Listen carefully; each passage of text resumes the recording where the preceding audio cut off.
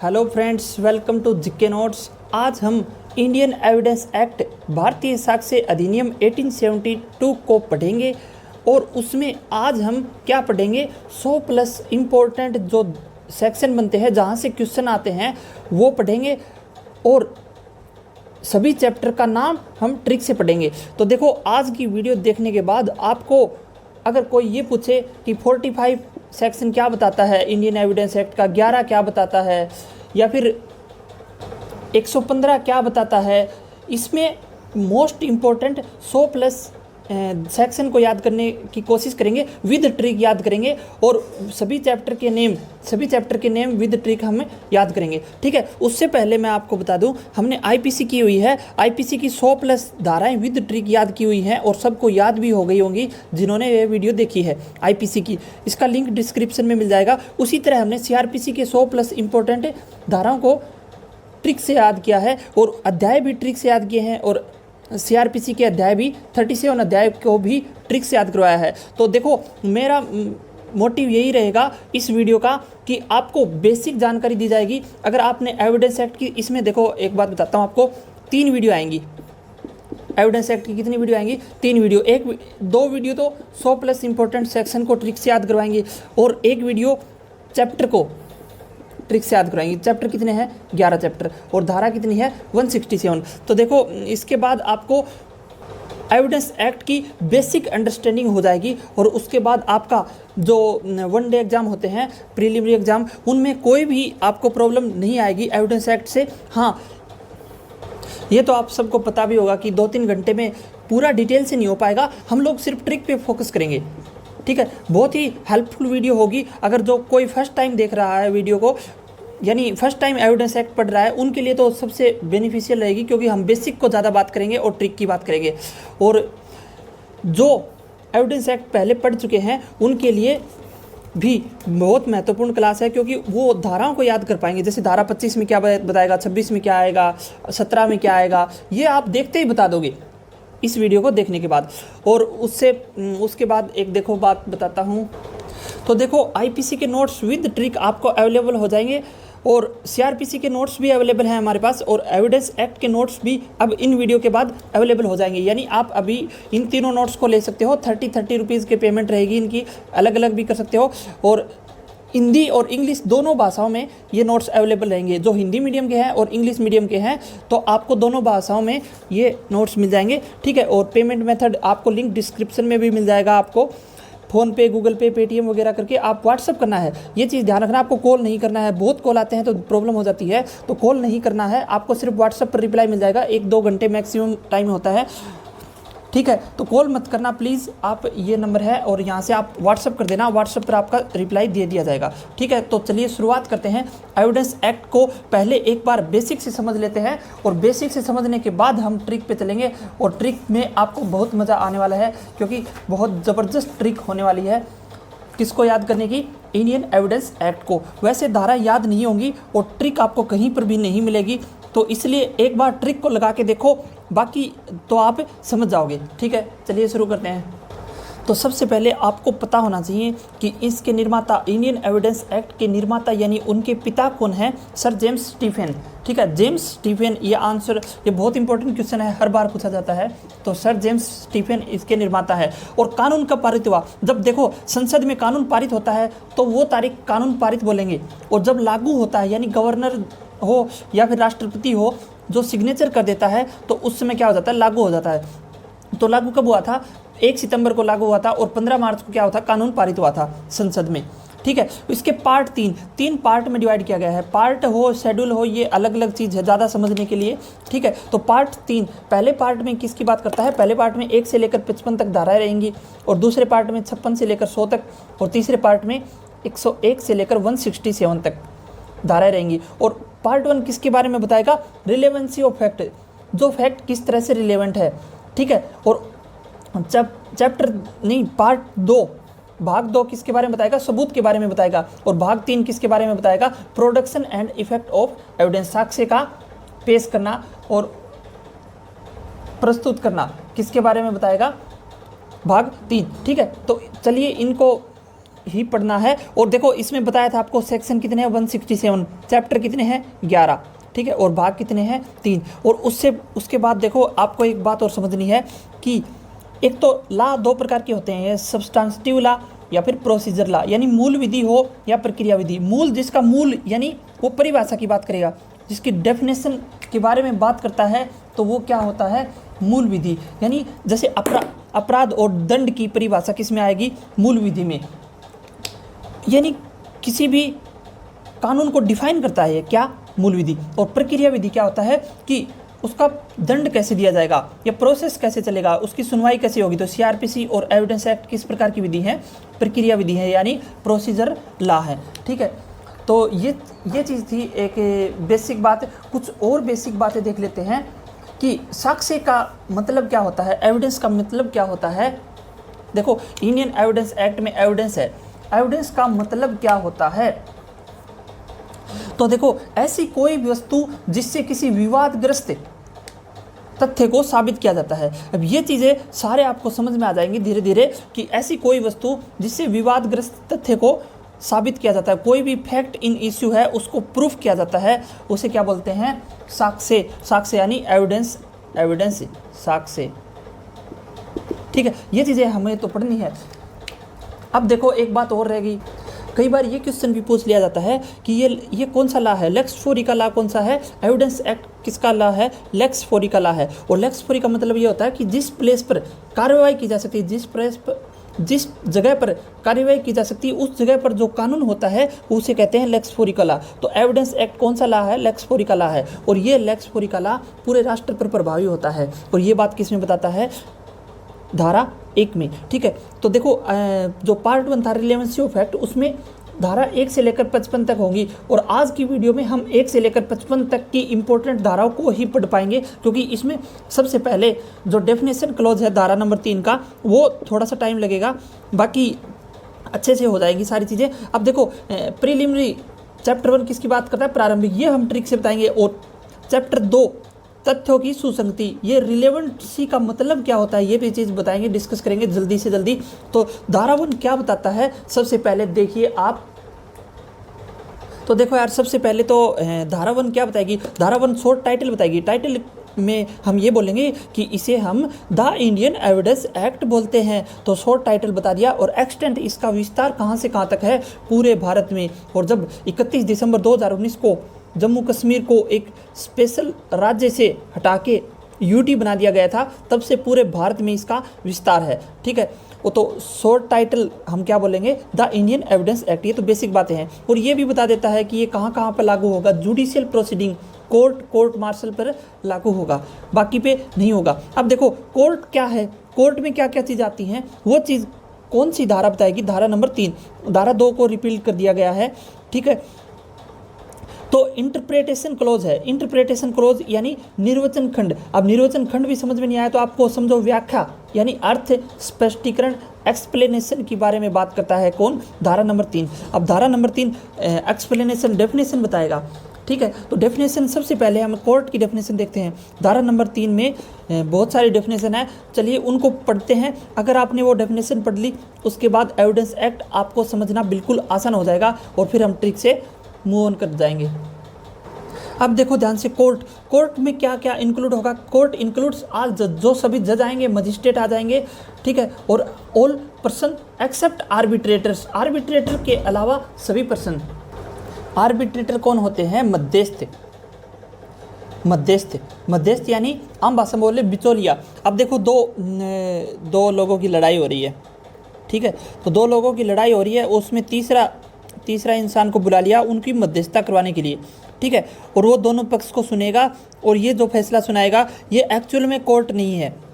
Court के अलावा अतिरिक्त होते हैं आर्बिट्रेटर्स, मध्यस्थ, और वो इंडियन एविडेंस एक्ट उस मध्यस्थ के लिए लागू नहीं होता है, ठीक है। ये मोस्ट इंपॉर्टेंट पॉइंट है, ये आपको ध्यान रखना है कि इंडियन एविडेंस एक्ट मध्यस्थ पर लागू नहीं होता। अब देखो मध्यस्थ पर क्या होती है, जैसे कंपनियां हैं जो लोन देती हैं, तो वो क्या करती हैं, जैसे एक होगी कंपनी जिसे लोन देता है, और ये हो गया पर्सन जो आम आदमी है, और ये कंपनी को लोन देता है। और कंपनी कोई किसी रिटायर्ड जज को या फिर कोई बहुत बड़े अधिकारी जो रिटायर हो गए हैं उनको क्या करेगा, उनको आर्बिट्रेटर नियुक्त कर लेगा। ठीक है, आर्बिट्रेटर नियुक्त कर लिया उनको कंपनी ने। ठीक है, अब क्या हुआ कि कंपनी कोई भी इस पर्सन के साथ विवाद है वो किससे सुलझाएगी? आर्बिट्रेटर के थ्रू। यानी जैसे आपने लोन ले रखा तो उसका मुकदमा कोर्ट में नहीं चलेगा, उसका मुकदमा किस में चलाएगा? आर्बिट्रेटर में। उसके लिए एक कानून बनाया गया है जिस कानून का नाम है the arbitration and consolation act 1996। वो भी आपको बताएंगे थोड़ा सा। अभी के लिए ये समझ लो कि कोर्ट क्या होता है। कोर्ट में सभी जज मजिस्ट्रेट आ जाएंगे, जज भी आ जाएंगे, यानी सिविल मामलों को सुनने वाले और क्रिमिनल मामलों को सुनने वाले दोनों में कोर्ट आएगा। यानी इसीलिए तो बोला था कि ये सिविल एंड क्रिमिनल दोनों में लागू होगा, यानी सिविल कार्यवाही और दंडिक कार्यवाही दोनों में लागू होगा। क्या? Evidence act. अब देखो इसको कोर्ट की डेफिनेशन से ही क्वेश्चन आते हैं। तो देखो एक चीज़ आपको बताता हूँ मैं। और एडीआर क्या होता है? एडीआर अल्टरनेट डिस्प्यूट रेजोल्यूशन, ये है कोर्ट के अलावा। अब देखो कोर्ट है, कोर्ट में तो भाई बहुत सारे मामले आते हैं, तो कोर्ट हमेशा वर्कलोड रहता है। तो इसके अलावा अल्टरनेट डिस्प्यूट रेजोल्यूशन का ये जो कॉन्सेप्ट है ये बहुत अच्छा है, क्योंकि इसमें आर्बिट्रेटर नियुक्त किए जाते हैं और वो फाइनेंशियल जो इश्यू है उनको रिजोल्व किया जाता है। तो ठीक है, जो पैसा मामला है वो किस अल्टरनेट डिस्प्यूट रेजोल्यूशन के थ्रू निपटाया जाएगा बिना कोर्ट की हेल्प के। लेकिन पहले क्या होता था कि एक बात बताता हूँ मैं आपको। पहले जैसे किसी कंपनी से आपने लोन लिया, किसी आदमी ने, अगर वो लोन पे नहीं कर पा रहा तो ये आर्बिट्रेटर जो फैसला सुना देते थे उस फैसले को मानना पड़ता था। तो ये बहुत ज़्यादा प्रॉब्लम हो रही थी जैसे। लेकिन उसके बाद क्या हुआ कि अब इसको हटा दिया गया है, यानी ये जो आर्बिट्रेटर है इनकी पावर बहुत कम कर दी गई है। पावर बहुत कम कर दी गई है। ये चीज़ आपको जानने की ज़रूरत नहीं है। चलिए आगे बढ़ते हैं। कोर्ट हमने समझ लिया है। कोर्ट में क्या क्या आएगा? जज, मजिस्ट्रेट और सभी आदमी, लेकिन आर्बिट्रेटर नहीं आएंगे। ऑप्शन में यही मिलेगा, आर्बिट्रेटर नहीं आएंगे। ठीक है, नेक्स्ट बात हम पढ़ते हैं फैक्ट। फैक्ट बहुत ही सिंपल चीज़ है समझने के लिए। जैसे आपकी इंद्रियों, आँख, कान, नाक, जीभ, त्वचा, जिसने कुछ देखा है, सुना है, कुछ भी जो डे टू डे लाइफ की घटना है वो क्या होगी? फैक्ट होगी। अब देखो एक आदमी था, वो मूवी देख रहा था, तो वो भी क्या है कि फैक्ट है। अब देखो अगर आप मतलब एग्ज़ाम की तैयारी कर रहे हो तो एग्ज़ाम में आप बहुत प्रेशर में हो, तो ये भी क्या है? एक मेंटल कंडीशन है। ये भी क्या होगा? एक फैक्ट होगा। तो कुछ भी चीज़, जो कुछ भी घटना हो, जो किसी ने देखी हो, सुनी हो, वो सब किस में आएंगी? फैक्ट में। फैक्ट यानी हिंदी में इसे क्या बोलेंगे? तथ्य। ठीक है, तो फैक्ट को हिंदी में क्या बोलेंगे? तथ्य। तो तथ्य आप समझ गए होंगे, कुछ भी देखा हो, सुना हो, ये सारी चीज़ क्या होगी? फैक्ट होगी। अब नेक्स्ट पॉइंट है रिलेवेंट, सुसंगत। नेक्स्ट हम बात करते हैं रिलेवेंट यानी सुसंगत। सुसंगत का मतलब क्या होता है? काम की चीज़। वो फैक्ट कब सुसंगत होगा? One fact is said to be relevant to another, the one is connected with other in any of the ways refer to the provision of this act relating to the relevancy of fact. अब देखो बात बताता हूँ समझने की। Fact in issue, जो fact issue में होता है, विवाद में होता है, वो क्या होता है? Fact in issue. जिस बात पर अगेंस्ट पार्टी सवाल उठाए वो क्या होता है? Fact in issue. Fact in issue क्या होता है? एक होता है। जैसे देखो एक ए है, एक बी है, और देखो दोनों एक साथ थे, दोनों इस बात पर सहमत है, और दोनों एक साथ एक कमरे में सो रहे थे, ये बात भी दोनों सहमत है। तो ये फैक्ट है, लेकिन फैक्ट इन इशू नहीं है, क्योंकि इसमें दोनों ने मान ली हाँ भाई ये बात सच है। बी ने भी मान ली, ए ने भी मान ली कि हाँ बात सच है। लेकिन ए ने बी को पीट दिया। अब देखो ए ने बी को पीट दिया, बी कह रहा कि ए नहीं पीटा है, और ए कह रहा कि मैंने नहीं पीटा, कोई और पीट गया। तो अब देखो पिटम पिटाई में क्या हुआ कि ए ने बात मानी नहीं और बी ने क्या कहा? हाँ इसने पीटा। तो ये बात क्या हो गई? फैक्ट इन इश्यू हो गई है। तो इसके लिए इस फैक्ट को प्रूफ करने की ज़रूरत है। तो फैक्ट इन इश्यू क्या होता है? एक पार्टी कह दे कि हाँ और दूसरी पार्टी कह दे ना, तो वो क्या हो जाता है? Fact in issue. और उसको क्या किया जाएगा? न्यायालय में प्रूफ किया जाएगा। लेकिन फैक्ट इन इश्यू को प्रूफ करने के लिए कुछ और फैक्ट भी उसको लाने पड़ेंगे, ताकि मामले की सच्चाई तक पहुँच के, ताकि उस पर डिसीजन लिया जा सके। तो कोई फैक्ट कब सुसंगत होगा? उस फैक्ट इन इश्यू के जो काम के फैक्ट हैं वो क्या होंगे? सुसंगत होंगे। सुसंगत क्या होंगे? यानी काम के फैक्ट है। तो इसी से वर्ड आता है रिलेवेंसी यानी सुसंगता। वो तथ्य जो न्यायालय के समक्ष पेश किए जा सकते हैं वो क्या होते हैं, रिलेवेंसी। देखो एक बार लिख के बता देता हूं मैं। तो जो तथ्य, जो एविडेंस है जो कोर्ट में साबित किए जा सकते हैं वो सारे क्या होंगे, रिलेवेंट होंगे, यानी उसकी रिलेवेंसी होगी। तो रिलेवेंसी वो समझ में आई। अब देखो, अब आप बात समझ गए होंगे। एक तो कोर्ट में है ना, कोर्ट में दो चीज़ें साबित होंगी। एक तो फैक्ट इन इश्यू होगा, जो फैक्ट इश्यू में उसको साबित करना है, उसको साबित करना कोर्ट का डिसीजन है। और फैक्ट इन इश्यू को साबित करने के लिए बहुत सारे फैक्ट को मंगवाया जाएगा, बहुत सारे तथ्यों को प्रूफ करने के लिए बोला जाएगा। तो वो क्या होगा, रिलेवेंसी, यानी वो होंगे काम की चीज़। रिलेवेंसी का मतलब ये होता है सुसंगत, यानी काम की चीज़। तो कोई भी फैक्ट काम का होगा, ठीक है। तो अब जैसे देखो, ए ने बी का क्या कर दिया, मर्डर कर दिया। और ए दो दिन पहले चाकू खरीद के लाया था, ठीक है। तो चाकू खरीद के लाया था तेज धारदार वाला, और चाकू से मर्डर किया था। तो इसका मतलब ये जो चाकू खरीद के लाया 2 दिन पहले, ये क्या हो गया, रिलेवेंट हो गया, ये सुसंगत हो गई, यानी ये चीज़ काम की चीज़ होगी। इसका मतलब ये है कि ये ए पर शक करवाता है कि ए ने ही बी का मर्डर किया था। तो ये क्या होगा, रिलेवेंसी होगी। अब आगे बढ़ते हैं। अब देखो डॉक्यूमेंट की परिभाषा क्या है, यहाँ से क्वेश्चन आ जाते हैं। तो हर चीज़ को समझने की कोशिश करते रहिए, क्योंकि हर पॉइंट पर क्वेश्चन बनेंगे। डॉक्यूमेंट क्या होता है, डॉक्यूमेंट वो होता है दस्तावेज, जो कुछ भी लिखा हुआ हो, चित्र के रूप में हो, मार्क हो, जैसे सही या गलत का मार्क हो, या फिर मैप की बात करती हो, प्लान की बात हो, शिलालेख यानी कैरिकेचर ऑन ए स्टोन, यानी पत्थर पर कुछ लिखा हुआ, वो भी क्या होगा, दस्तावेज होगा। ये चीज़ क्या किसको परिभाषित करती है, डॉक्यूमेंट की। तो इसकी जो डेफिनेशन है वो दी गई थी, एनी मैटर एक्सप्रेस्ड और described upon any substance by mean of letter, figure, mark on a body more than one of those mean intended to be used और in which way be used, ठीक है। तो बात यही बोला कि लिखा हुआ, चित्र, मार्क, ये क्या होगा, दस्तावेज होगा। अब देखो साक्ष्य, एविडेंस क्या होता है, जो कोर्ट परमिट करता है कि required to be made wit by witness in relation to the matter of fact under inquiry. जो इंक्वायरी चलती है उसमें कोर्ट क्या करेगा, कोर्ट परमिट क्या करेगा कि आप पेश करो, किसको पेश करो, स्टेटमेंट को पेश करो। तो ऑल एविडेंस क्या होता है कि स्टेटमेंट होती है। स्टेटमेंट किसके द्वारा, बाय विटनेस, गवाहों के द्वारा। यानी देखो भाई, जो गवाह वो जो भी स्टेटमेंट पेश करेगा वो क्या होंगे, एविडेंस होगी। और वो स्टेटमेंट 2 प्रकार से पेश की जाती हैं। एक तो होता है डॉक्यूमेंट्री एविडेंस, और एक होता है ओरल एविडेंस, यानी मौखिक साक्ष्य और दस्तावेजी साक्ष्य। अब देखो दस्तावेज तो हमने पढ़ा है, कुछ लिखा हुआ, चित्र, मार्क, ये सारे क्या होंगे, डॉक्यूमेंट्री एविडेंस होंगे। और जो इलेक्ट्रॉनिक एविडेंस है, ये क्वेश्चन आ जाता है कि इलेक्ट्रॉनिक एविडेंस है वो क्या डॉक्यूमेंट्री एविडेंस होंगे? यस, बिल्कुल होंगे। और जो सूचना प्रौद्योगिकी अधिनियम 2000 द्वारा ये बताया गया कि इंडियन एविडेंस एक्ट में जो इलेक्ट्रॉनिक एविडेंस कौन से होते हैं, ऑडियो हो गया, वीडियो या फिर मतलब फोटो होगी जो फ़ोन में है, तो ये क्या होगी, इलेक्ट्रॉनिक एविडेंस। और ये किस में होंगे, डॉक्यूमेंट्री एविडेंस में होगी। ये बात भी क्वेश्चन में पूछी जाती है। ओरल तो आप जानते हो, मौखिक जो खुद बोल के दिया जाते हैं। अब एक क्वेश्चन ये होता है कि जैसे न्यायालय के समक्ष पेश किए जाते हैं, न्यायालय के समक्ष जो चीज़ बोल के बताई जाती है, spoken evidence bye witness in front of court usually on oath. ये होता है ना कि शपथ दिलवाते हैं कि मैं कहूँगा, सच के सिवा कुछ नहीं कहूँगा, तो वो ओरल एविडेंस देता है, जो बात भी कहता है।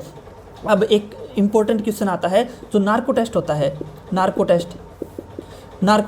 अब नार्को टेस्ट तो आपको पता होगा, नहीं पता तो यूट्यूब पे बहुत सारी वीडियो हैं, वहाँ से देख लेना। अब नार्को टेस्ट जो होता है वो ओरल एविडेंस होगा या फिर डॉक्यूमेंट्री एविडेंस होगा। अब देखो, नार्को टेस्ट भी न्यायालय के समक्ष ही किया जाता है, इसलिए इसको किस में माना गया है, ओरल एविडेंस में माना गया है। नार्को टेस्ट कैसा है, मौखिक साक्ष्य है। तो ये चीज़ आपको ध्यान रखना है।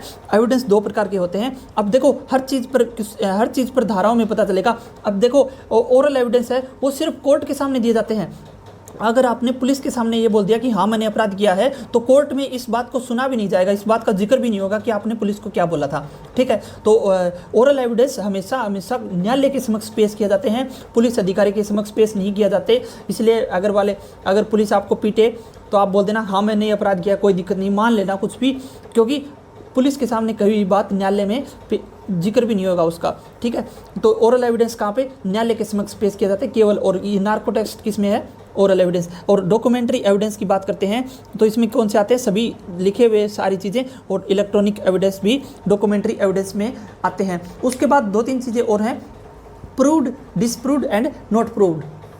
आपको एक बात बताता हूँ मैं, ये जो इंडियन एविडेंस एक्ट की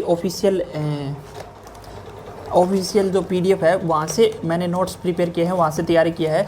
और एक कुछ जो घटना चक्र है एविडेंस एक्ट की, हिंदी मीडियम में है, ये बहुत अच्छी बुक है। इसकी PDF भी मैं आपको टेलीग्राम पर डाल दूंगा, और एविडेंस एक्ट भी टेलीग्राम पर डाल दूंगा। और ये चीज़ वहाँ से आप डाउनलोड कर लेना। टेलीग्राम चैनल है GK Notes 22, बिना स्पेस दिए GK Notes और 22 डालना है। और वहाँ पर जो वीडियो का लिंक के साथ आपको टेलीग्राम पर ये मिल जाएंगी PDF, दोनों PDF मिल जाएगी घटना चक्र की, हिंदी और इंग्लिश में, और ऑफिशियल PDF इन हिंदी भी आपको मिल जाएगा। तो ये जो एविडेंस एक्ट है यहीं से आपको मैं बता रहा हूँ। और देखो मैंने अच्छे अच्छे नोट्स भी तैयार किए हुए हैं इनके, आप देख सकते हैं बहुत अच्छे से हर चीज़ को एक्सप्लेन करके जो जो चीज़ें मैं पढ़ा रहा हूँ उसको। और देखो इनमें जो ट्रिक है वो भी इंक्लूड की गई हैं। ऑलमोस्ट धाराएँ मैंने कवर करवाई हैं, सभी धाराओं को ट्रिक से भी याद करवाया है। तो आप देख सकते हैं बहुत अच्छे से सब कुछ चीज़ ट्रिक से करवाई गई है। तो एक बार आप इनको समझ लो जल्दी जल्दी, फिर हम ट्रिक के सफ़र पर निकल जाएंगे और ट्रिक के सफ़र के साथ ही एंडिंग करेंगे। अब देखो कुछ चीज़ें हैं जो हमें जाननी ज़रूरी है। अब साबित क्या होता है, ना साबित क्या होता है, और साबित नहीं हुआ। अब देखो ये साबित नहीं हुआ, ये भाषा आपको यूज़ करनी पड़ेगी, यानी नॉट प्रूव्ड। नॉट प्रूव्ड का मतलब ये है कि नाइदर प्रूव्ड नॉर डिसप्रूव्ड। ठीक है, तो अब देखो साबित का मतलब क्या होगा। साबित का मतलब बहुत ही सिंपल बात है। ये साबित का मतलब क्या होगा, कोर्ट ने मान लिया कि ये तथ्य साबित कहलाएगा। कोर्ट ने मान लिया कि भाई हाँ ठीक है सही बात है, तो क्या होगा साबित। अब कोर्ट ने माना ही नहीं तो क्या होगा, ना साबित होगा। तो कोर्ट ने बोला कि यह तथ्य एग्जिस्ट नहीं करता। ठीक है, एक चीज़ बताता हूँ, देखो अब समझने की कोशिश कीजिए कि कोर्ट ने मान लिया, यानी आपने कोर्ट में कोई भी सबूत पेश किया था। ठीक है, और वो सबूत कोर्ट ने बोला कि हाँ सत्य प्रूफ कर दिया कोर्ट ने कि हाँ भाई ये सच बात है, तो क्या होगा, साबित हो जाएगा। अगर वो कोर्ट ने बोला कि कोई जो सबूत दे रहे हो वो उसमें कोई सच्चाई नहीं है, तो वो ना साबित हो जाएगा। और अगर कोर्ट में ना तो प्रूव हुआ और ना ही डिसप्रूव हुआ तो उसे क्या बोलेंगे, नॉट प्रूव्ड बोलेंगे। तो ये चीज़ें आपको ध्यान रखनी है। नॉट प्रूव्ड क्या होता है, जो ना तो प्रूव हुआ और ना ही डिसप्रूव हुआ। तो इसका ट्रिक यही है, देखो ट्रिक से बता देता हूँ। नॉट प्रूव्ड दोनों अलग अलग चीज़ें हैं, और इसमें 2 चीज़ें और जोड़ देना, नाइदर प्रूव्ड नॉट डिसप्रूव्ड। ठीक है, जैसे प्रूव्ड क्या है, साबित, डिसप्रूव्ड ना साबित, और नॉट प्रूव्ड का क्या बोलेंगे, साबित नहीं हुआ। तो ये चीज़ आपको ध्यान रखनी है, मैंने नोट्स में अच्छे से लिख रखी है।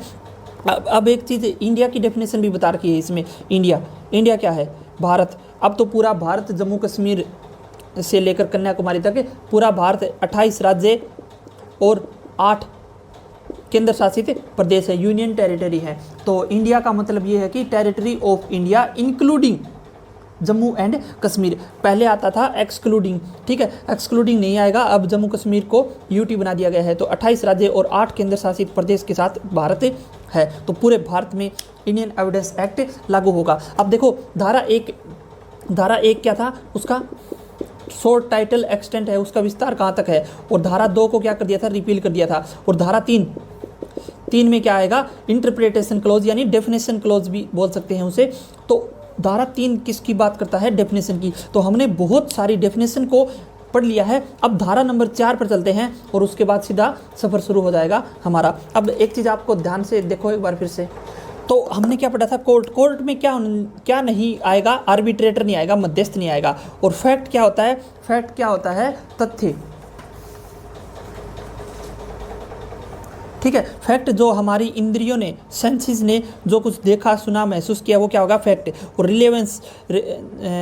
रिलेवेंट। अब देखो एक क्वेश्चन बताओ आप कमेंट बॉक्स में। अगर आप जम्मू कश्मीर में चले गए या फिर हिमाचल चले गए और वहाँ पर आपको सर्दी लग रही है, तो वो सर्दी लगना क्या फैक्ट होगा या नहीं होगा, ये चीज़ आपको एक्सप्लेन करना है। तो फैक्ट के बारे में आप थोड़ा बहुत लिख देना कमेंट बॉक्स में, ठीक है। तो सर्दी लग रही है आपको, तो ये फैक्ट होगा कि नहीं होगा, ठीक है।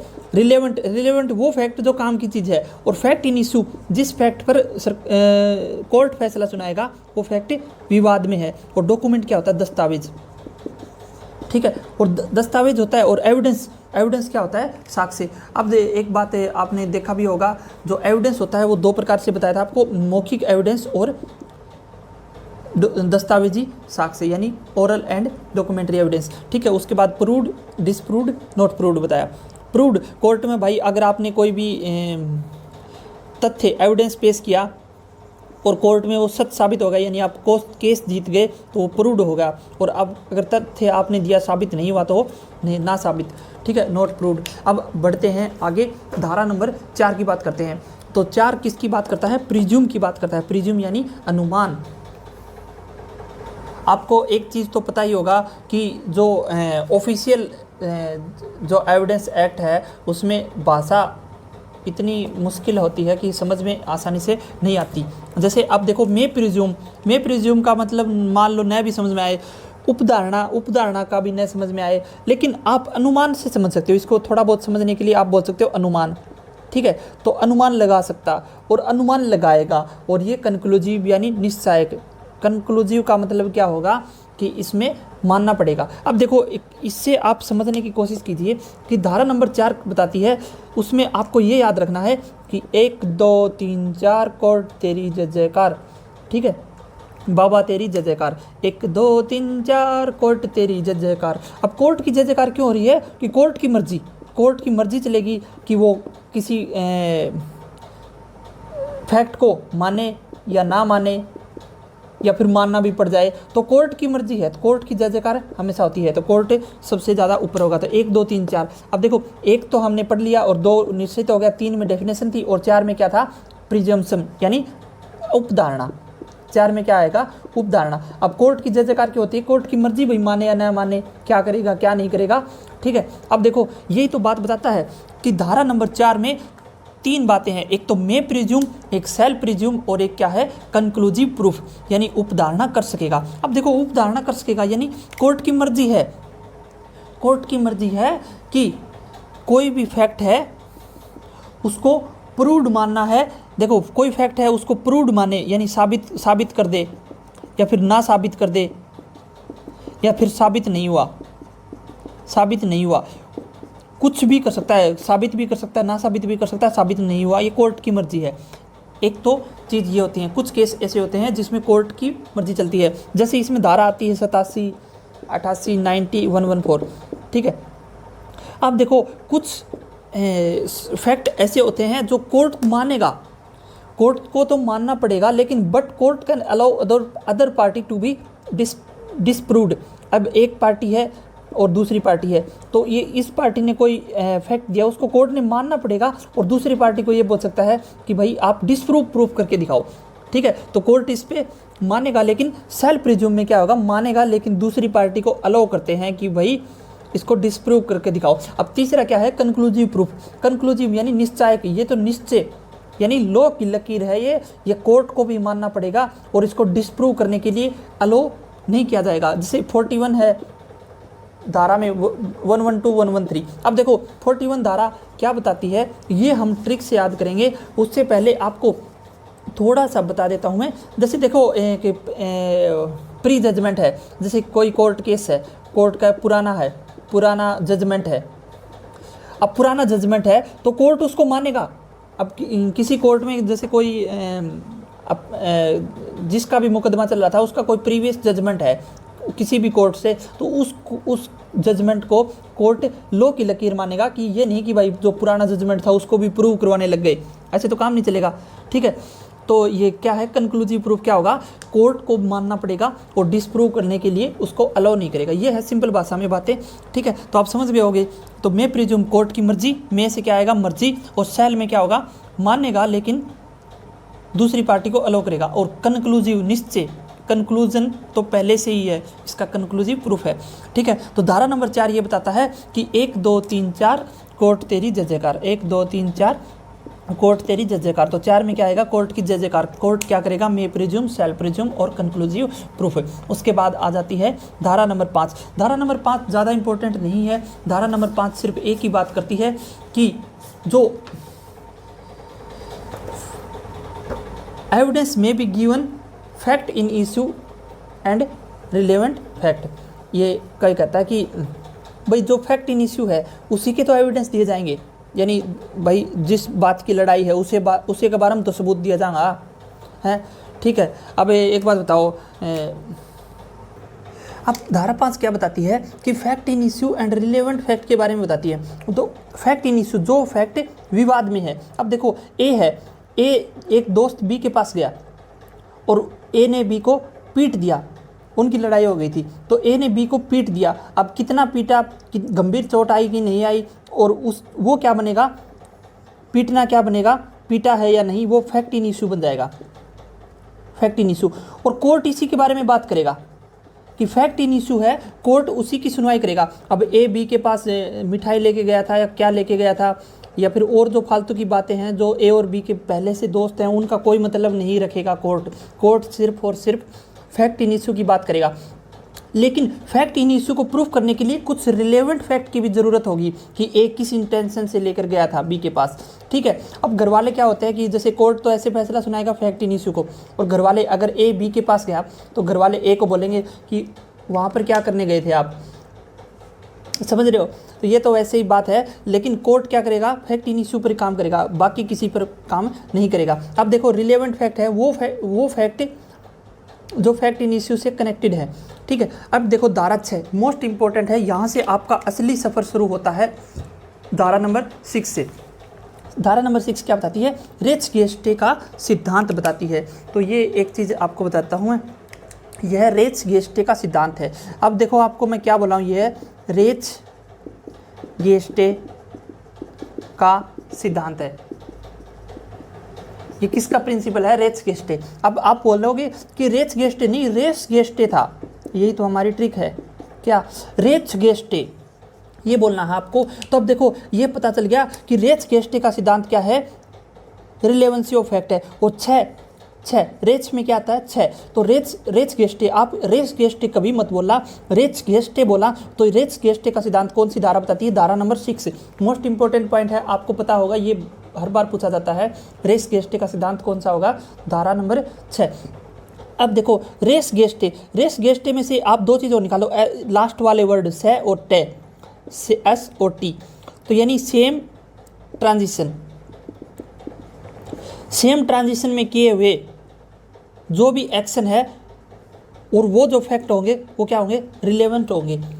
ठीक है, तो एक ही समव्यवहार में भाग लेने वाले तथ्यों की सुसंगति के बारे में कौन सी बताता है, अब धारा नंबर 6। अब देखो आपको समझने के लिए एक बात बताता हूँ, जैसे ए है और बी था रेलवे स्टेशन पर और ए ने आके उसको पीट दिया। अब देखो बी को जब ए ने पीटा तब बी क्या कर रहा था और ए किस मंशा से आया, वो उसी ट्रांजिशन का पार्ट है। और बी ने पिटने के तुरंत बाद क्या किया, उसको कैसे मतलब ट्रीटमेंट किया गया, तो वो सारी चीज़ें किस में आएंगी, सेम ट्रांजिशन में आएंगी, यानी उसी समय हुई। तो एक ही समव्यवहार का मतलब वो फैक्ट जो एक अपराध को करने के उद्देश्य से है। इसका मतलब आप समझ गए होंगे। बस आप एक चीज़ याद रखना, धारा नंबर 6 आए तो रेस गेस्टे बोल देना। तो 6 में 6 और रेस गेस्टे, और रेस से बना देना एस और टी से, यानी क्या मतलब हो जाएगा, रेस से एस और टे से T, S T, same transition. यानी जब लड़ाई होती है उससे पहले, उससे जस्ट पहले और उस टाइम जो कुछ भी हो रहा था वो क्या हो जाएगा, रिलेवेंट फैक्ट की कैटेगरी में आ जाएगा। और उसको प्रूफ करने से हमें ये पता चलेगा कि असली अपराधी कौन है। तो इसलिए वो फैक्ट क्या हो जाएंगे, रिलेवेंट हो जाएंगे, forming part of same transition. तो ये चीज़ आपको ध्यान रखनी है। ठीक है, तो धारा नंबर 6 क्या होगा, रेस गेस्टे। अब हम क्या करेंगे, लास्ट में रिवीजन भी करवाऊंगा, तब आपको पता चलेगा कि आपने कितना ज़्यादा नॉलेज गेन कर लिया। अब धारा नंबर 7 देखिए आप, क्या है कि fact which are occasion cause effect of fact in issue, वो तथ्य जो विवादक तथ्यों के प्रसंग हेतु या परिणाम है। कोई बात नहीं समझ में आया। अब देखो इसमें क्या आता है, प्रसंग या ओकेजन, इसे हम अवसर अवसर बोलते तो ज़्यादा अच्छा रहता कि अवसर, अगर आपको मौका मिल जाए। अब मौका कैसे मिलता है, जैसे ए है और बी है, और बी के पास क्या था, धन, और ये मेले में घूमने गया और वहाँ पर क्या हो गया, लूट गया, लूट लिया किसने, ए ने। और बी के पास जो धन था वो उसने ए को दिखा दिया था, या ए ने उसको धन को देख लिया था। तो अब देखो क्या हो गया कि ए को मौका मिल गया।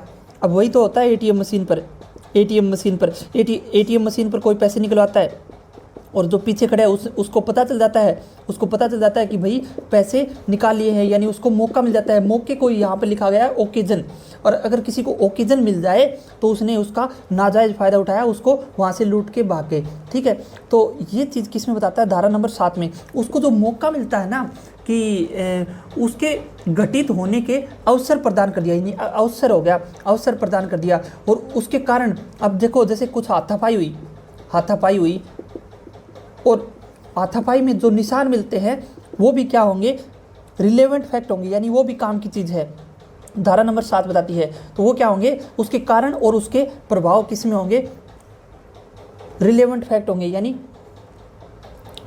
जो तथ्य मौका प्रदान करते हैं। अभी देखो इसकी ट्रिक बताता हूँ आपको। ट्रिक ये है कि अगर आपको मौका मिले तो उसका साथ निभाओ, ना कि फ़ायदा उठाओ। यही तो बात थी। अब एटीएम है, एटीएम में कोई अकेला जो इनोसेंट पर्सन है वो पैसे निकलवाने आया कोई अपने काम से, और उसका चोरों ने क्या किया, मौका का फ़ायदा उठा लिया, गलत फ़ायदा, तो उसके परिणाम अच्छे नहीं होंगे। अगर आपको ओकेजन मिले तो उसका साथ निभाओ, ना कि फ़ायदा उठाओ, वरना उसके परिणाम अच्छे नहीं होंगे। यही बात तो किस में बताता है, साथ से याद रखना, साथ। तो साथ में क्या करना है, साथ निभाना है। किसका साथ निभाना है आपको, अगर आपको ओकेजन मिले तो किसी का भी हो, साथ निभाना है।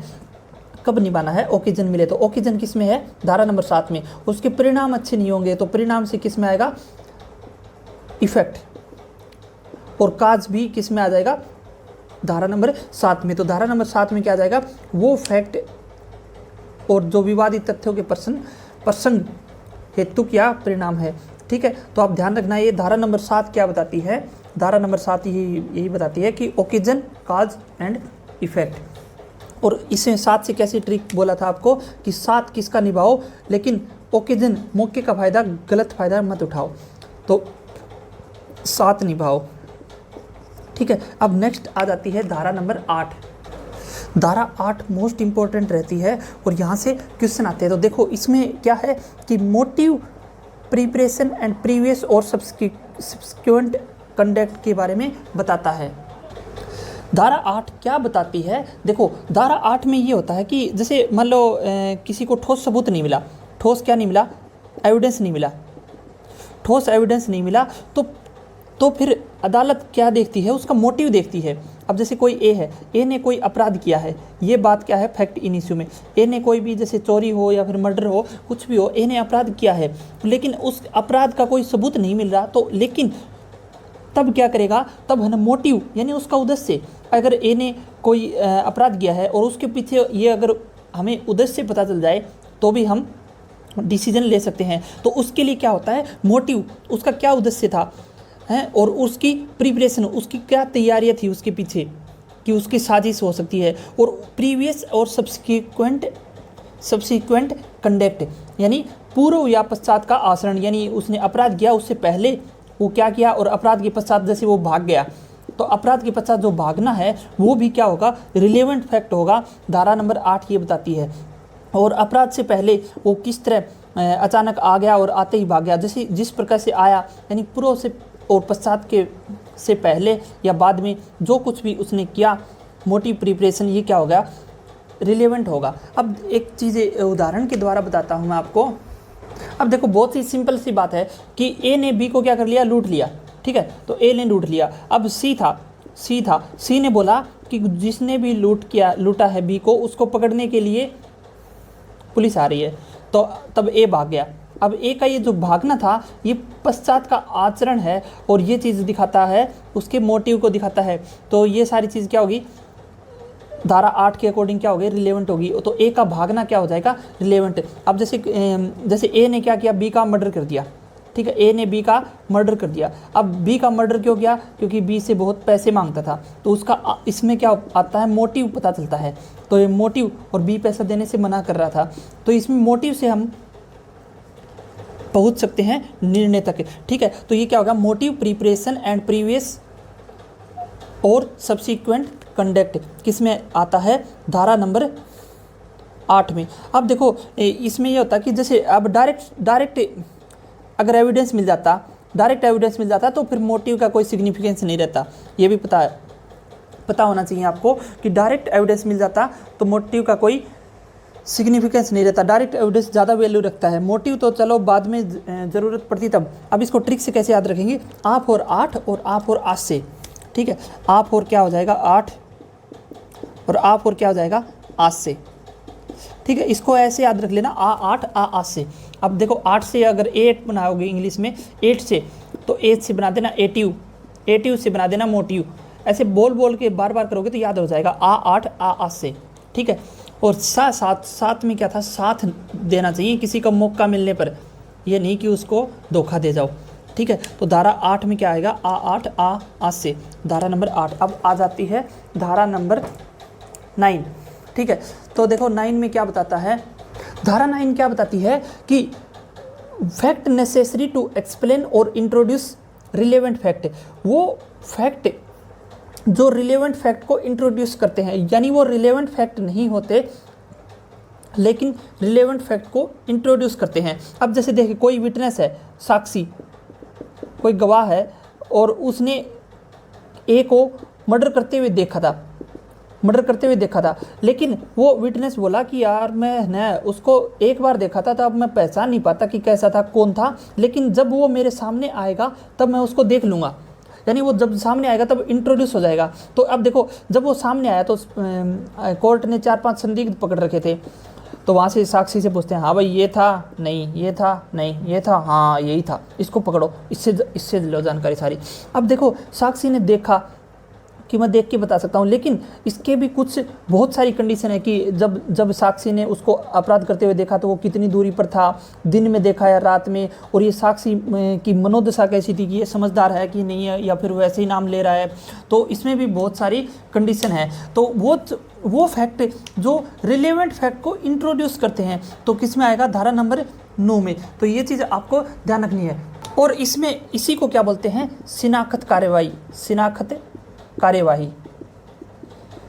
कार्यवाही यही होती है कि उसको लाइन में खड़ा होकर पूछना। शिनाख्त परेड भी बोलते हैं इसे, शिनाख्त परेड। तो इसमें एक चीज़ ट्रिक से कैसे करेंगे, ट्रिक से कि 9 तो इसे बोलेंगे 9 इंट्रोड्यूस। अब देखो ये चीज़ होती है 9 इंट्रोड्यूस। अगर आपने 9 इंट्रोड्यूस याद रख लिया तो 9 से याद रखें 9, और इंट्रोड्यूस से इंट्रोड्यूस, वो फैक्ट जो किसी रिलेवेंट फैक्ट को इंट्रोड्यूस करते हैं, वो धारा नंबर 9 के बारे में बात बोलेगा, ठीक है। अब नेक्स्ट आ जाता है धारा नंबर 11। धारा 11 क्या बोलती है, when fact not otherwise relevant become relevant. जो रिलेवेंट नहीं है, और वो कब रिलेवेंट होगा, देखो रिलेवेंट का वही बताया था, रिलेवेंट पे ही कहानी चल रही है, 55 तक रिलेवेंट पर चलेगी। अब देखो धारा नंबर 55 तक, अब देखो रिलेवेंट क्या है, काम की चीज़, काम का फैक्ट, वो फैक्ट जो रिलेवेंट नहीं था लेकिन वो भी रिलेवेंट हो जाता है, कब हो जाता है, धारा 11 बताती है। तो धारा 11 कैसे बताती है, जैसे ए है, ए ने क्राइम किया, कहाँ पे, ए ने मान लो दिल्ली में क्राइम किया, ठीक है। तो ए ने कहा क्या, दिल्ली में क्राइम किया, और ए उस दिन, क्वेश्चन ये है कि क्या ए ने दिल्ली में क्राइम किया, और ए उस दिन कहाँ था, कलकत्ता था, ठीक है, कलकत्ता था। तो अब ए ने दिल्ली में क्राइम किया, ये तो क्वेश्चन है, लेकिन ए कलकत्ता में था, कोई बात नहीं, ये रिलेवेंट नहीं था, लेकिन उसी दिन फैक्ट इन इश्यू में यह आ चुका है कि भाई क्या ए ने दिल्ली में क्राइम किया, तब है ना ए कलकत्ता में था, ये क्या हो जाएगा, रिलेवेंट हो जाएगा। वही बात से यार, वही बात है कि भाई कि बोले मैं तो उड़े था को नहीं, है ना, जो एट प्रेजेंट, जैसे जहाँ पर अपराध हुआ, अपराध की जगह पर आप प्रेजेंट नहीं थे तो कहीं और थे, तो वो कहीं और होना पहले तो रिलेवेंट नहीं था, लेकिन ये फैक्ट भी रिलेवेंट हो जाएगा कि भाई आपका ये प्रूफ कर देता है कि आपने अपराध नहीं किया। तो इसीलिए क्या आता है, when fact note otherwise relevant become relevant, जो रिलेवेंट भी नहीं है और वो भी रिलेवेंट हो जाते हैं, वो धारा 11 बताती है। तो अब ये चीज़ लाइन याद रख लेना। देखो धारा 11 में नोट रिलेवेंट याद नहीं रहेगा, तो आपको क्या करना है कि 1 और 1 11 होते हैं और नोट और रिलेवेंट भी 11 होते हैं। तो 1 और 1 कितने होते हैं, 11 होते हैं, और नोट रिलेवेंट और रिलेवेंट भी कितने, 11 होते हैं। तो ये चीज़ आप लाइन बोल देना। अब देखो 11 में क्या आएगा, fact is not relevant when become relevant. ठीक है, तो कितने होगी, 11। तो आप लाइन ये याद रखना, 1 और 1 11 होते हैं, नोट रिलेवेंट और रिलेवेंट 11 होते हैं। 1 और 1 11 होते हैं, रिलेवेंट और नॉट रिलेवेंट 11 होते हैं। जैसे 9 इंट्रोड्यूस, 9 में क्या आएगा, इंट्रोड्यूस, और 8 आज से, यानी मोटिव की बात करेगा। और 7 किसी को 7 2 ओकेजन मिले तब, ऐसे नहीं कि उसका फ़ायदा उठाओ। तो ये हो गया धारा नंबर 11 तक। अब आगे बढ़ते हैं, धारा नंबर 11 तक आपको याद हो गया होगा, 1 और 1 11 होते हैं, नॉट रिलेवेंट और रिलेवेंट कितने होते हैं, 11। अब आगे बढ़ते हैं, धारा नंबर 14 क्या बताती है कि fact showing existence of state of mind और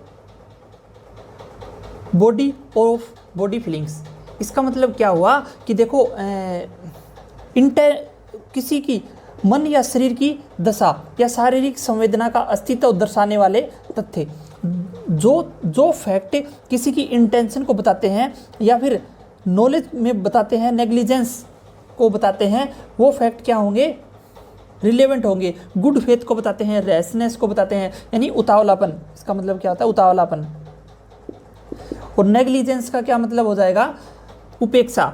और गुड फेथ हो गया, या फिर सेल्फ विल हो, इल विल हो, या गुड विल हो, या फिर सदिच्छा। ठीक है, तो ये सारी चीज़ है, मन की इच्छा। जैसे एक एग्जांपल बताता हूँ आपको कि जैसे एक चोरी का फ़ोन है, ठीक है। तो ए ने चोरी का फ़ोन खरीद लिया, और ए को नॉलेज थी कि ये फ़ोन चोरी का है, फिर भी ए ने खरीद लिया। इसका मतलब ए ने गलत काम किया, और ये चीज़ क्या हो जाएगी, रिलेवेंट हो जाएगी, और ये चीज़ कोर्ट संज्ञान में लेगी, हाँ भाई तूने कैसे चोरी वाली चीज़ खरीद ली। तो ये चीज़ क्या है, नॉलेज में है उसके। इसी तरह कोई इंटेंशन हो, गुड फेथ हो, ये सारी चीज़ें रिलेवेंट होती हैं। यानी मन की दशा और शारीरिक संवेदना इज रिलेवेंट।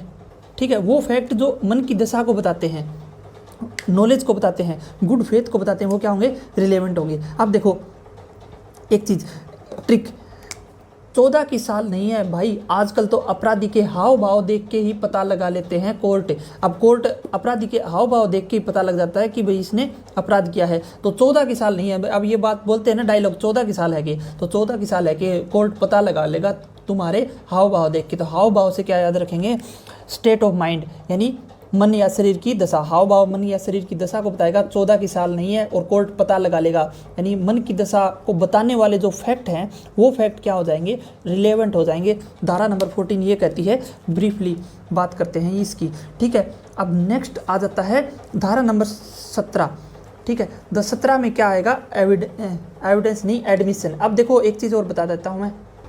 अब देखो धारा 17 मोस्ट इंपॉर्टेंट रहती है। धारा 17 में क्या है, स्वीकृति की परिभाषा। अब देखो इसको समझते हैं थोड़ी सी बात कि स्वीकृति क्या होती है। एडमिशन बोलते हैं इंग्लिश में, और हिंदी और एक और टर्म होती है कन्फेशन, यानी संस्वीकृति। और एडमिशन को क्या बोलेंगे, स्वीकृति।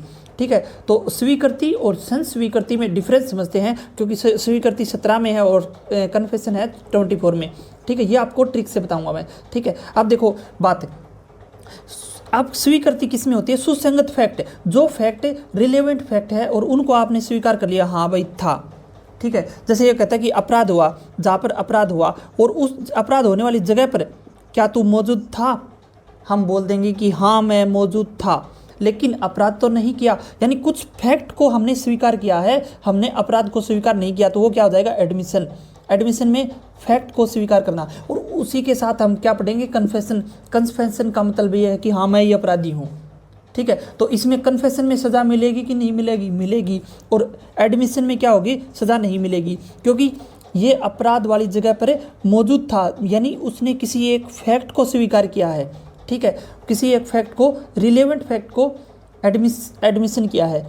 ठीक है, तो रिलेवेंट फैक्ट को एडमिशन करना एडमिशन और अपराध को स्वीकार करना किस में आ जाएगा, कन्फेशन में। तो कन्फेशन में तो क्या होता है कि कार्रवाई होती है तो सबसे पहले एडमिशन चलेगा, एडमिशन होते होते कन्फेशन भी बन जाता है, यानी अपराधी हो सकता है। तो ये चीज़ आपको पता होना चाहिए कि कन्फेशन में सज़ा हो सकती है और नहीं भी हो सकती, लेकिन एडमिशन में तो सज़ा नहीं होएगी, ठीक है, एडमिशन में बिल्कुल भी सज़ा नहीं होगी। तो उसी तरह एडमिशन की डेफिनेशन अगर हम पढ़ के बोलूँ तो it is a statement which suggest any interference as to any relevant fact. इसमें अपराध को स्वीकार करने के अलावा अन्य तथ्यों की स्वीकृति शामिल है। तो देखो, अपराध को स्वीकार करने के अलावा अन्य तथ्यों की स्वीकृति शामिल है। तो किसमें है, इसमें अपराध को स्वीकार करने के अलावा अन्य तथ्यों की स्वीकृति। तो इसमें देखो, अपराध को स्वीकार करने के अलावा अन्य तथ्यों की स्वीकृति क्या होगी, एडमिशन, और अपराध को स्वीकार कर लिया उसे क्या बोलेंगे, कन्फेशन। एडमिशन और कन्फेशन में कंफ्यूज नहीं होना, एडमिशन 17, कन्फेशन 24, ये आपको बताएंगे ट्रिक से। अब देखो, एडमिशन में क्या बोलेंगे ट्रिक के कि जब भी खतरा से क्या याद रखेंगे, 17, खतरा महसूस हो तो एडमिशन कर लेना चाहिए, ठीक है। अब वो किसी भी चीज़ का खतरा हो तो एडमिशन कर लो, कि मान लो कि हाँ भाई मैं था, ठीक है। खतरा कैसे होता है, जैसे पुलिस पीटने लगी तो भाई क्या मौजूद थे, तो पुलिस पीट रही है तो आप बोल दो कि थे। ऐसे ट्रिक से याद रखना है, इसको सच्चाई से मत रिलेट करना। यानी जब भी खतरा महसूस हो तो हमें एडमिशन कर लेना चाहिए, लाइन याद रख लोगे। और अगर ये लाइन याद रख लोगे तो आपको ये धारा नंबर 17 याद हो जाएगी, ठीक है। अब धारा 17, 18, 19 ये तीनों एक साथ याद रखेंगे। इसको साफ कर देता हूँ मैं, 17 और धारा 18 और धारा 19, ठीक है। तो धारा 18 क्या बताती है और धारा 19 क्या बताती है। धारा 18 और 19 ये बताती है कि एडमिशन किसके द्वारा किया जाएगा, ठीक है। तो एडमिशन किसके द्वारा किया जाएगा, by party to proceeding to or his agent, by suitor in representative character, by party interested in subject matter, by person from whom interest is derived.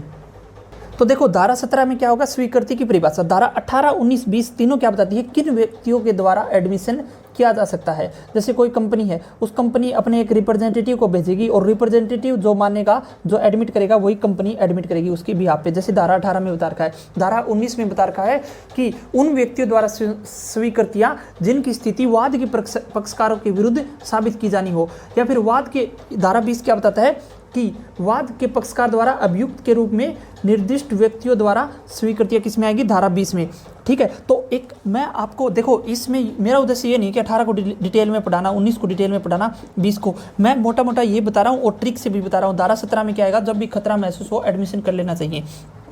और 18, 19, 20 को क्या करना है, आपको अच्छे से डिटेल से पढ़ेंगे तो बहुत टाइम लगेगा। 18, 19, 20 को आप इसके साथ ही पढ़ लेना कि किस व्यक्तियों के द्वारा एडमिशन किया जा सकता है, किस में आएगा, धारा नंबर 18, 19, 20 में। बाकी मैंने नोट्स में इसको अच्छे से लिख रखा है, ठीक है। उसके बाद देखो, धारा नंबर हम पढ़ेंगे 24।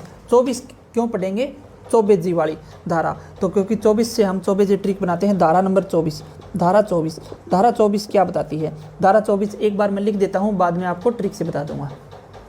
देखो, अगर पूरे डिटेल से पढ़ाने लग गए तो बहुत लंबी वीडियो बनेगी और आपको समझ में भी नहीं आएगा। एक बार हम ओवरव्यू पे चलते हैं, क्योंकि जैसे आपको एविडेंस एक्ट पढ़ना है। एविडेंस एक्ट को पढ़ने के लिए आप है ना, सबसे पहले मोटा मोटा धाराओं को ट्रिक से याद कर लो कि 25 क्या बताता है, 45 क्या बताएगा, 6 क्या बताता है। उसके बाद 6 को डिटेल से पढ़ो, ठीक है। रेस गेस्टे का सिद्धांत बताया था 6 में, रेस गेस्टे, ठीक है। उसी तरह देखो, धारा 24 को हमें पढ़ना। धारा 24 बोलते ही आपके मन में क्या आ जाना चाहिए, कन्फेशन। कैसे मन में आएगा ये आपको बता देते हैं।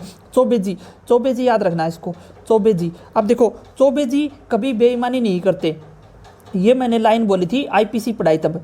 चौबेजी कभी बेईमानी नहीं करते, यानी बेईमानी का मतलब क्या हो गया, डिसऑनेस्टी। और डिसऑनेस्टी किस में है, 24 में।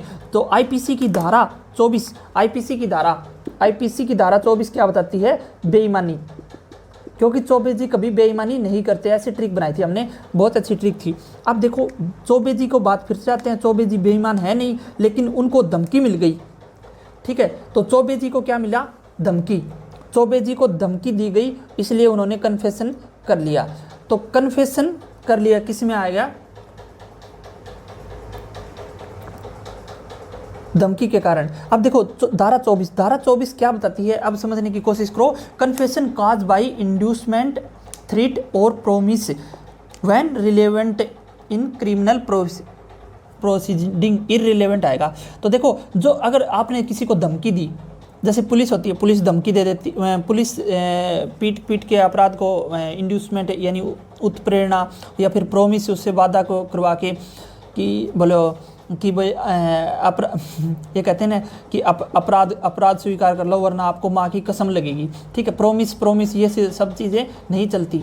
अगर आपने किसी के दबाव में आके और धमकी से अगर आपने अपराध को स्वीकार किया है तो वो फैक्ट इर्रिलेवेंट होगी, वो चीज़ क्या होगी, इर्रिलेवेंट होगी, यानी वो जो कन्फेशन है ये क्या हो जाएगी, इर्रिलेवेंट, यानी सुसंगत नहीं होगी, यानी सुसंगत नहीं होगी, यानी इसे क्या बोलेंगे, विसंगत होगी। विसंगत क्या होता है, इर्रिलेवेंट। अब देखो इसको अब इसको सारी चीज़ मिटा दो। अब इसमें देखो, इसमें कुछ भी याद नहीं रखना। चौबे जी को धमकी दी गई थी इसलिए उन्होंने कन्फेशन कर लिया। अब चौबे से क्या याद रखेंगे, 24, और धमकी से क्या याद रखेंगे, इंड्यूसमेंट, थ्रीट, या फिर बोल देंगे इसे प्रोमिस बोल देंगे। और उसके कारण जो कन्फेशन होगा वो कन्फेशन क्या होगा, इर्रेलेवेंट होगा, यानी वो काम की चीज़ नहीं होगी। ठीक है, इसीलिए है ना। अब देखो पुलिस, अब ये पुलिस से की भी बात आएगी आगे। जो पुलिस अगर अपने डंडे के दम पे अगर अपराध स्वीकार कर लेती है तो कोर्ट उसको मानता नहीं है। अभी थोड़ी देर में आ जाएगा ये चीज़ें। ठीक है, तो 24 में क्या हुआ, चौबे जी को धमकी दी गई थी इसलिए उन्होंने कन्फेशन कर लिया। तो 24 में क्या आएगा कि जो थ्रीट, जो धमकी वाला है वो क्या हो जाएगा, इर्रिलेवेंट हो जाएगा। ठीक है, आप समझ गए होंगे। ठीक है, अब उसके बाद चलते हैं 25, धारा नंबर 25। धारा 25 क्या बताती है, देखो ध्यान से। धारा 25 देखो, 25 को ऐसे लिखते हैं 25 और पै और से, इसको पोस्टमार्टम कर देते हो। पै और से को बनाएंगे पू और ली और से, पुलिस। तो 25 पुलिस आप बोलते रहो। जैसे हमने बोला था ना इंट्रोड्यूस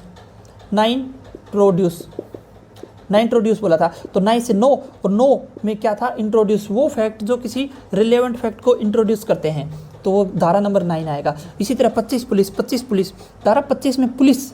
अब देखो 24 आपने याद कर लिया, तो 24 कन्फेशन है, तो 24 के जो बाद में चलेंगे वो किससे रिलेटेड चलेंगे, कन्फेशन से। कन्फेशन का मतलब आपको बताया था कि अपराध को स्वीकार कर लेना। ठीक है, तो confession to the police officer not to be proved. अब मैं लिख देता हूँ ये बात।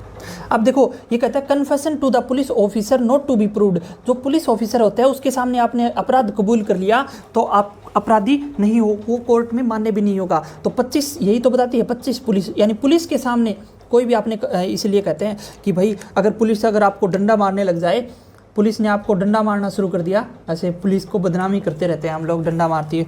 बाकी पुलिस बहुत इंपॉर्टेंट रोल प्ले करती है शांति सेवा में। ठीक है, तो देखो अब पुलिस ने अगर डंडे से पीटना शुरू कर दिया, मैं तो यही सोचता था कि अगर पुलिस मेरे को पीटेगी तो मैं तो मान लूँगा कि हाँ मैंने ही अपराध किया है, क्योंकि कोर्ट में उसका जिक्र भी नहीं होता, नॉट टू बी प्रूव्ड, उसका जिक्र ही नहीं होगा अगर आपने पुलिस के सामने कुछ भी माना है या वो किया है, कन्फेशन किया है। तो इसलिए पुलिस बोले कि हाँ तूने आप मर्डर किया है, तो हाँ कहते हाँ मैंने किया है। आप अपराधी ना हो तो भी आप मान लो, कोई दिक्कत नहीं है, क्योंकि पुलिस के सामने की हुई बात कोर्ट में प्रूव नहीं होगी। और 25 से याद रखेंगे, पुलिस और पुलिस के सामने की हुई बात प्रूव नहीं होगी, कन्फेशन नहीं होगी, कन्फेशन प्रूव नहीं की जाएगी। ठीक है, अब देखो ये बात है ना, confession to the police officer, 25 में पुलिस ऑफिसर की बात बताता है। और confession accused while in police custody. अब देखो धारा 26 भी 25 के जैसे ही बात करती है, धारा नंबर 26। अब देखो धारा 26 क्या बताती है, पुलिस ऑफिसर की बारे में बात करती थी। कौन, 25 पुलिस ऑफिसर। और ये क्या कहती है, पुलिस कस्टडी। तो पुलिस कस्टडी में की हुई कन्फेशन भी नॉट प्रूव्ड अगेंस्ट हिम। तो ये कहते हैं कि पुलिस की अभिरक्षा, जैसे पुलिस कस्टडी में है, पुलिस कस्टडी, अब देखो पुलिस के सामने, पुलिस ऑफिसर के सामने तो कहीं पे भी कन्फेशन दे दो मानी नहीं जाएगी। लेकिन आप अगर पुलिस कस्टडी में हो, यानी पुलिस ने आपको कस्टडी में डाल रखा है, पकड़ रखा है, और उसमें अगर आपने कन्फेशन कर दिया, उसमें भी मान लिया, तो भी कोर्ट नहीं मानेगा। तो 25-26 सिमिलर बात करती है। 25 पुलिस ऑफिसर और 26 के है पुलिस कस्टडी। तो पुलिस कस्टडी। अब देखो मैंने ये जो फालतू बातें बोलता हूँ ना, पुलिस कस्टडी, ये याद रख लोगे तो भी आपका काम चल जाएगा। तो पुलिस और कस्टडी से कस्टडी, और 6 से 26। ठीक है, तो 6 से क्या बनेगा, 26। तो पुलिस कस्टडी किस में आ जाएगा, 26 में। यानी पुलिस कस्टडी के अंदर जो भी आपने अपराध को कबूल कर लिया तो आप अपराधी नहीं माने जाओगे, क्योंकि कोर्ट उसको जिक्र भी नहीं करेगा। जिक्र कौन सा है भाई, ठीक है। तो पुलिस कस्टडी की बात करते हैं, तो ये चीज़ हो गया। अब नेक्स्ट आता है धारा नंबर 27। धारा 27 वैसे तो अपवाद है इनके बारे में कि चलो एक बार अब देखो धारा 27 में क्या है, देखो 24, 25, 26 का अपवाद है धारा नंबर 27। अब देखो धारा 24 में क्या था, कन्फेशन था। 24 जी ने कन्फेशन कर लिया था धमकी से, लेकिन वो कन्फेशन पुलिस ऑफिसर के सामने भी नहीं हुआ। और 26 यानी पुलिस कस्टडी में, यानी 24-25 का अपवाद क्या है 27, वो how much information received from accused में बी प्रूव्ड, यानी जो आरोपी है उससे कितनी जानकारी मिली पुलिस को और वो प्रूव की जा सकती है। जैसे पुलिस को इसमें मिला, किसी मर्डर केस में पुलिस को अपराधी के पास से पिस्टल मिल गया, पिस्टल बरामद हो गया। अब ये चीज़ तो रिलेवेंट हो गई, काम की चीज़ हो गई, तो ये चीज़ क्या की जाएगी, प्रूफ की जाएगी, ठीक है। अब धारा 27 क्या होगा, अपवाद है किसका, 24, 25, 26 का, तो इससे भी आपको ध्यान रखना। अब देखो ट्रिक से कैसे याद रखना, 27 से क्या याद रखेंगे, 27 से क्या याद रखेंगे आप, सत्तावाद। तो 27 से क्या याद रखेंगे, 27 और से क्या याद रखेंगे, सत्तावाद। और सत्तावाद से क्या याद रखेंगे, अपवाद यानी एक्सेप्शन किसका, 24, 25, 26 का। और एक्सेप्शन होगा तो पुलिस कोई भी अगर जानकारी होती है प्रूव नहीं होती, लेकिन कितनी इन्फॉर्मेशन प्रूव हो सकती है, मे बी प्रूव, ये किस में आएगा, धारा नंबर 27 में। यानी 24, 25, 26 का अपवाद क्या है, धारा नंबर 27। अब देखो ठीक है, कुछ तो हो गया। अब नेक्स्ट बात आती है धारा नंबर 28 ये बोलती है कि confession made after removal of imprison caused by inducement, threat और प्रॉमिस। देखो बात समझने की कोशिश करते हैं। अब देखो धारा 28 क्या बोलती है कि उत्प्रेरणा, धमकी, वचन, ये तो हमने धारा 24 में सुना था जो 24 जी को मिली थी, लेकिन इनसे दूर, यानी इनका कोई दिक्कत नहीं है। इनसे दूर होने के बाद जो कन्फेशन होगा, अब देखो किसी को धमकी भी नहीं दी गई, किसी को वचन भी नहीं दिए गए, और उत्प्रेरणा यानी उसको मारा पीटा भी नहीं गया, तो उसके बाद जो उसने कन्फेशन किया यानी उसको संस्वीकृति बोलते हैं इसे, और वो रिलेवेंट होगा। तो यानी जिसको बिना धमकी के जो भी उसने संस्वीकृति यानी कन्फेशन किया, वो क्या हो जाएगा, रिलेवेंट हो जाएगा। यानी अब धमकी से मुक्त हो गया। कहने का मतलब ये है कि किसी ने अपराध कबूल कर लिया, तो और वो बिना धमकी के अपराध कबूल कर लिया, यानी उसकी बात मानी जाएगी, यानी रिलेवेंट हो जाएगी ये चीज़ें, और जो रिलेवेंट होगी उसी पर कोर्ट संज्ञान लेगा, ठीक है। अब देखो 28 की ट्रिक से कैसे याद रखेंगे, ट्रिक से ये बोलेंगे कि अब आने दो, ऐसे 28 और ऐसे अब थोड़ी सी खराब ट्रिक है, लेकिन कोई बात नहीं, अब आने दो, क्या करें, ऐसी ट्रिक मिलती भी नहीं है जल्दी से। अब आने दो, अब से क्या याद रखेंगे, 28 अब आने दो, क्योंकि अब धमकी खत्म हो गई है, अब बिना धमकी के जो कन्फेशन हो रहा है उसको अब आने दो। अब देखो 28 और ऐसे 29 आपको याद आ जाएगा अगर आपने ये चीज़ भी ध्यान में रख लिया। अब देखो ये चीज़, एक चीज़ तो होगी बिना धमकी के। अब धारा 29 क्या बताती है, धारा 29 थोड़ी सी अलग बात करती है। कैसे अलग बात करती है, confession otherwise relevant not to become irrelevant because of promise and secrecy. यानी देखो प्रोमिस एंड सीक्रेसी,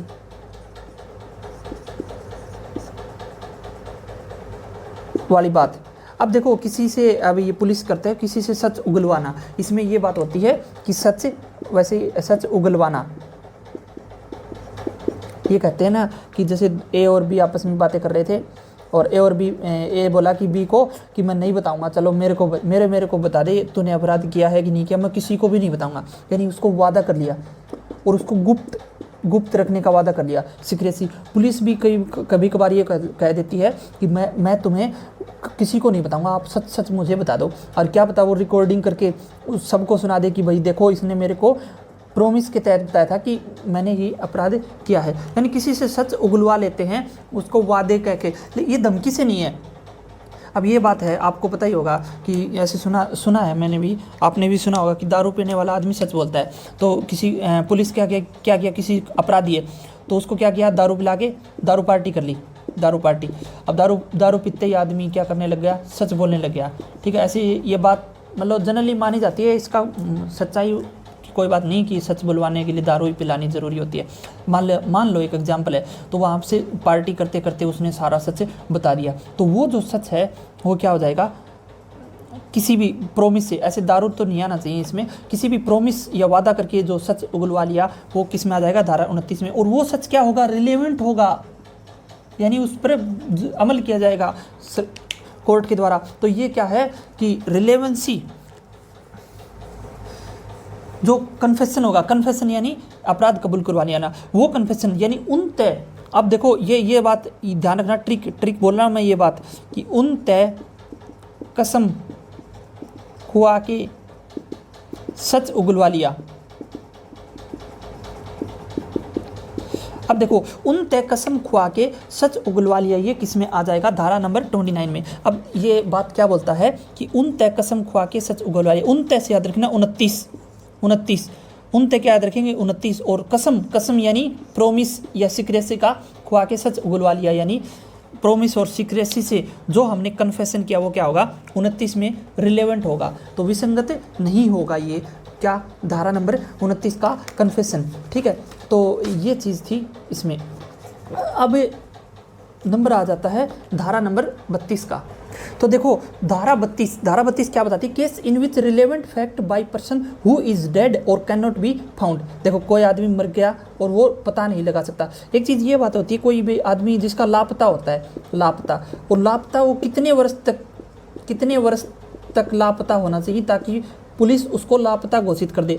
अब जैसे 2 दिन से लापता है, उसको लापता नहीं बोलेंगे। इस धारा के अकॉर्डिंग जैसे कोई 7 साल है, 7 साल से अधिक किसी का कोई सुराग नहीं मिला कि वो बंदा गया कहाँ पे, तो उसको डेड भी मान लिया जाता है, यानी वो सबूत देने के से काबिल नहीं है, जो समर्थ नहीं है, जो सबूत देने जो मिल नहीं सकता। ठीक है, तो धारा 32 उनके लिए है जो मर गया हो या फिर जो मिल नहीं सकता और जो साक्ष्य देने के लिए असमर्थ है, उनके लिए भी, और जिनकी हाजिरी न्यायालय के समक्ष नहीं की जा सकती, वो धारा 32 के अंतर्गत आते हैं। और यानी जो इंसान मर गया यानी डेड हो गया, और वो डेड होने से पहले उसके जो स्टेटमेंट है वो रिलेवेंट हो जाएंगे। ठीक है, डेड होने से पहले उसके जो स्टेटमेंट है वो क्या होंगे, रिलेवेंट होंगे। और वो किन परिस्थिति में रिलेवेंट होंगे, वो 8 परिस्थितियाँ दी हुई हैं जो आप देख सकते हैं। 8 परिस्थितियां हैं, आपको पता होना चाहिए। 8 परिस्थितियां वो हैं जिनके केस में उसने जो स्टेटमेंट दी है मरने से पहले, वो क्या हो जाएंगी, रिलेवेंट हो जाएंगी। अब एक बात बताता हूँ आपको, अगर कोई इंसान मरने से पहले स्टेटमेंट दे रहा है कि मैं, और बाद में वो मरा नहीं, तो वो स्टेटमेंट रिलेवेंट नहीं होएगी। तो मरने से पहले, अब देखो ये चलो ठीक है, मरने की बात कर रहे हैं हम लोग, कोई बात नहीं, लेकिन अब देखो बात ये है कि ट्रिक की बात। एक आदमी था, एक इंसान था, उसके 32 के 32 दांत टूट गए। 32 के 32 दांत टूटने के बाद अगर 32 का 32 दांत टूट गए तो वो स्टेटमेंट नहीं दे सकता। इसका मतलब वो क्या हो गया, वो डेड हो गया है, मर गया है, डेड हो गया है। तो जो इंसान जिसके 32 के 32 दांत टूट गए, यानी वो मर गया है, और वो स्टेटमेंट भी नहीं दे सकता, क्योंकि दांतों का रोल होता है बोलने में। तो ये चीज़ आपका ट्रिक है। 32 से क्या याद रखोगे, डेड, यानी 32 से क्या याद रखोगे कि वो बोल नहीं सकता, स्टेटमेंट नहीं दे सकता, और इसका मतलब क्या हो गया, डेड। और डेड की बात करता है, dead and can not be found in section 32। धारा नंबर 32 क्या बताती है कि वो केस रिलेवेंट हो जाएंगे, फैक्ट हो जाएंगे जो आदमी मर गया और उससे पहले के बयानबाजी, और 8 परिस्थितियां आपने पता होगा। ठीक है, अब हम आगे बढ़ते हैं। आगे बढ़ते हुए हम धारा नंबर 34 की तरफ चलते हैं। धारा 34 किसकी बात करता है कि statement made under special circumstances. अब देखो समझने की कोशिश करते हैं। अब जैसे कोई दुकानदार है, दुकानदार के पास एक डायरी होती है।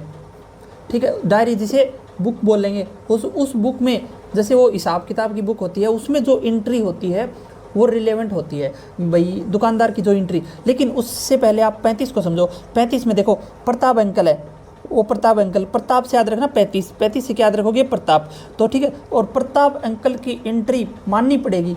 अब देखो कोई सरकारी कर्मचारी है और सरकारी कर्मचारी के ऑफिशियल रजिस्टर में जो रिकॉर्ड होता है और वो रिकॉर्ड रिलेवेंट होगा क्योंकि वो रिकॉर्ड सच्चा है, ठीक है।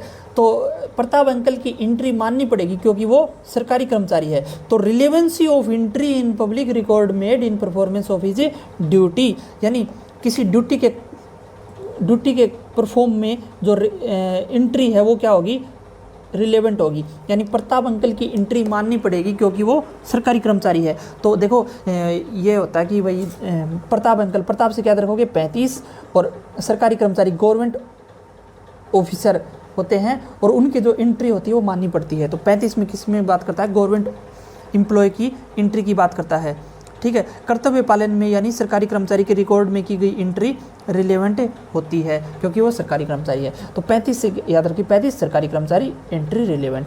अब देखो धारा नंबर 34, धारा 34 में अब बोल देते हैं हम इसको भी कि चल कोई ना तेरी भी एंट्री मान लेते हैं। तो चल कोई ना, चल कोई ना, बात को समझ, चल से याद रखना 34 और कोई ना तेरी भी एंट्री मान लेते हैं।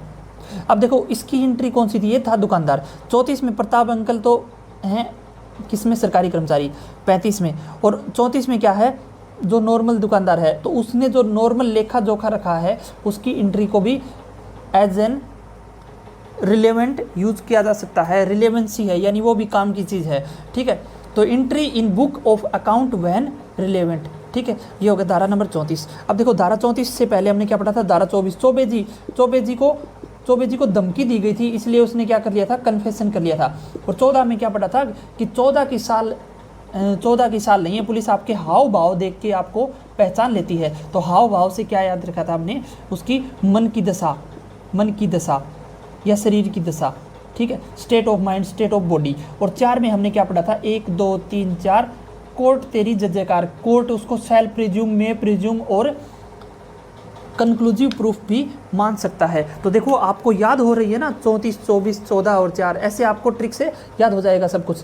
अभी देखना लास्ट में रिवीजन करवाने की भी कोशिश करूंगा मैं अगर टाइम बच गया तो, ठीक है। अब देखो धारा 35 हो चुका है, धारा नंबर 36। धारा नंबर 36 क्या बताता है, धारा नंबर 36 से आपको क्या याद रखना है कि 36 का आंकड़ा नहीं होता। किस में 36 का आंकड़ा नहीं होता, लिखित और चार्ट में। जैसे आपने कोई भी डाटा लिखा है, डाटा, और फिर उसका आपने क्या बना दिया, एक चार्ट बना दिया, ठीक है। उस चार्ट में और जिसमें डाटा है उस डाटा के आधार पर चार्ट, उसमें 36 का आंकड़ा नहीं होता। ये बात मैं वैसे ही बोल रहा हूँ आपको, ये बात तो पता है कि कोई टेबुलर फॉर्म में डाटा लिख दो या फिर उसका चार्ट बना दो, उनमें कोई 36 का आंकड़ा थोड़ी होता है। लेकिन इससे हमारी ट्रिक डेराइव हो जाती है कि 36 में क्या आएगा, डाटा और चार्ट का जिक्र करेगा। मैप, चार्ट और प्लान, यानी जो स्टेटमेंट मैप के फॉर्म में है या चार्ट के फॉर्म में या किसी प्लान में है वो भी क्या हो जाती है, रिलेवेंट हो जाती है। व्हेन रिलेवेंट, कब रिलेवेंट होएगी, ठीक है। तो ये क्या हो जाएगी, रिलेवेंट, यानी 36 का आंकड़ा नहीं होता किसमें, चार्ट और डाटा में। इससे आप चार्ट याद रख लेना, चार्ट से आपका काम चल जाएगा। चार्ट और आंकड़ा में 36 का आंकड़ा नहीं होता, ठीक है। अब धारा नंबर 37 क्या बताती है, 37 के लिए आपको क्या करना पड़ेगा, धारा नंबर 37 इसको भी लिख देता हूँ। अब देखो धारा 37 क्या बताती है, statement as to fact of public nature contain in certain act और नोटिफिकेशन। कहने का मतलब ये कह रहा है कि किसी एक्ट में हो या फिर किसी नोटिफिकेशन अधिसूचना में हो और या एक्ट से। अब जैसे हम क्या पढ़ रहे हैं, इंडियन एविडेंस एक्ट पढ़ रहे हैं। अब आईपीसी है, आईपीसी भी एक एक्ट है और उस एक्ट में जो चीज़ें स्टेटमेंट है वो रिलेवेंट होती हैं, यानी वो चीज़ें सरकार नहीं, कोर्ट उसको इज्जत करता है, यानी रिलेवेंट मानता है। वो काम की चीज़ है, उसकी इज्जत करता है। उसमें जो रूल और स्टेटमेंट लिखे हुए हैं उसके अकॉर्डिंग ही चलेगा, ठीक है। नोटिफिकेशन है, उससे भी सहायता ले सकते हैं।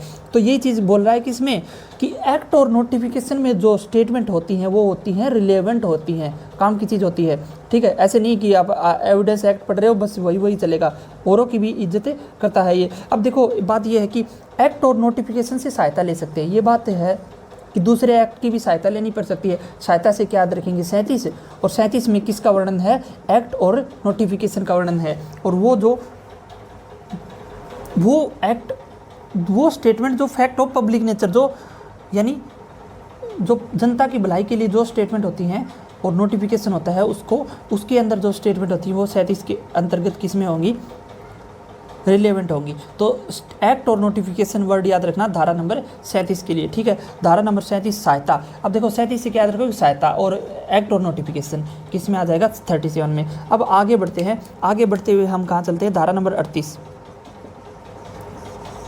धारा 38 क्या कहता है कि relevancy of statement as to any law content in law book.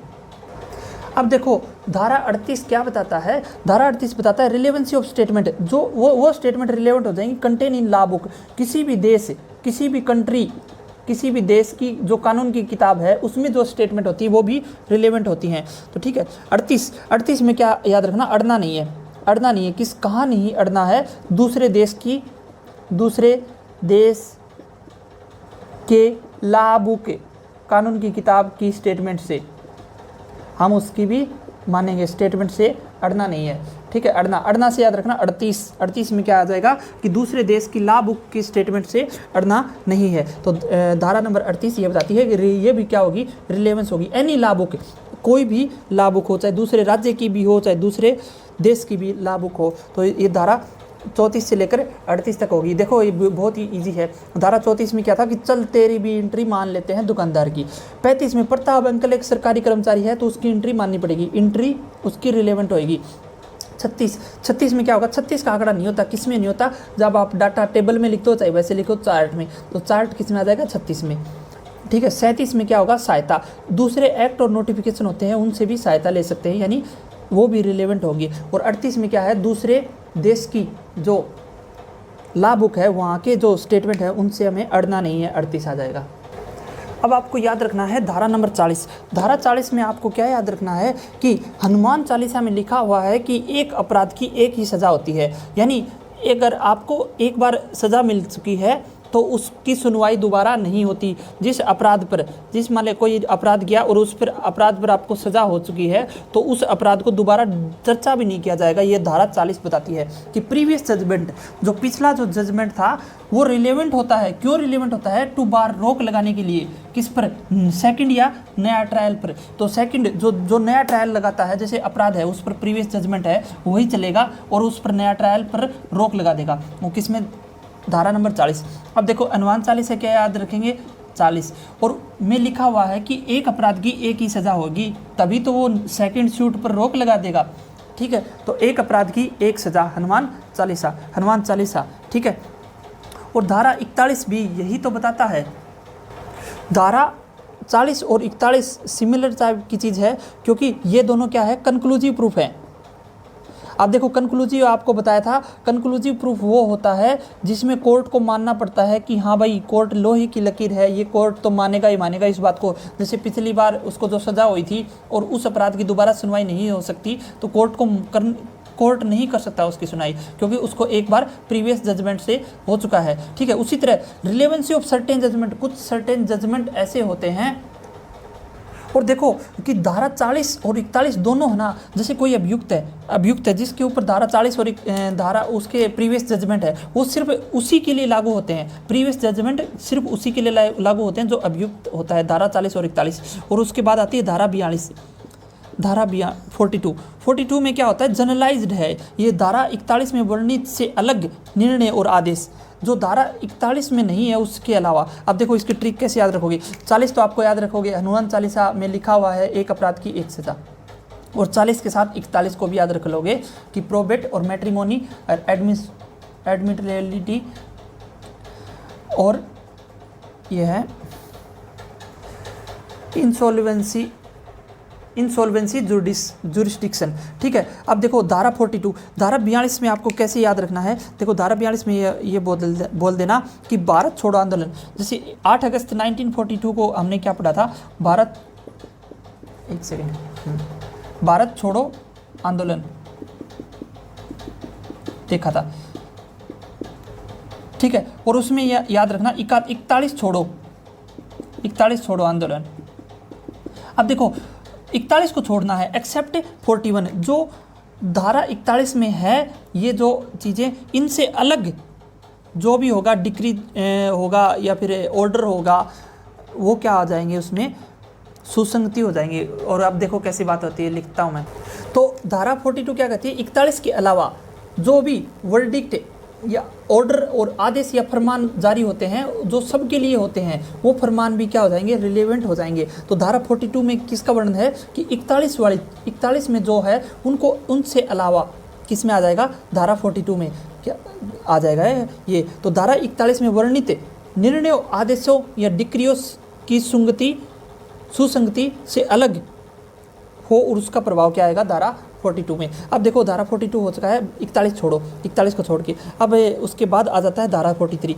ये एक साथ याद रखोगे तो इजीली याद हो जाएंगे। 43 में 41, 42 को छोड़ के से भिन्न